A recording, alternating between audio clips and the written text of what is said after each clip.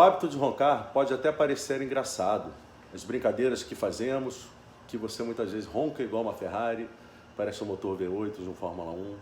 Porém, quem ronca com uma prevalência muito grande pode ter uma hipopneia ou até mesmo uma apneia obstrutiva do sono. Isso quer dizer que durante alguns segundos você para de respirar. E isso, se acontece com uma frequência muito grande, vai gerar comorbidades, efeitos, né, que vão ser prejudiciais à sua saúde. Vai desenvolver doenças crônicas que podem até mesmo abreviar a sua vida. Sim, gente, isso é sério.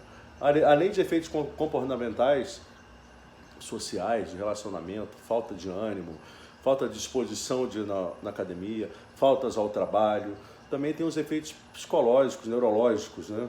Você vai ter uma arquitetura do sono fragmentada, ou seja, você não vai conseguir dormir bem, você não vai ter aquele sono reparador, você não entra naquela frequência de sono mais alto, que é o REM, que é o Rapid Eye Movement, e a falta desse sono vai te causar insônia, depressão, sonolência, dificuldade de capacidades cognitivas, perda de memória e até mesmo, gente, predisposição para mal de Alzheimer.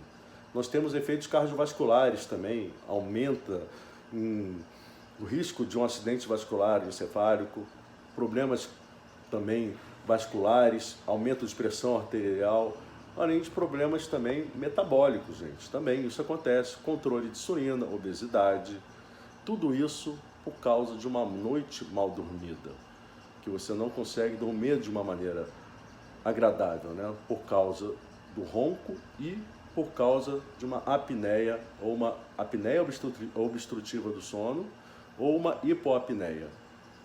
Tá? Então eu queria passar essa informação para vocês.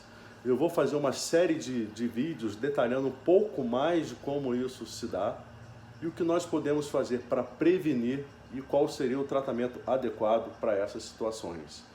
Tá? Então vou fazer uma sequência de vídeos. Quem tiver mais dúvidas sobre o assunto pode me chamar. E sim, isso é ramo da odontologia, está ligado ao dentista também. Tá bom? Um beijo para todos aí, só me chamar. Tchau, tchau.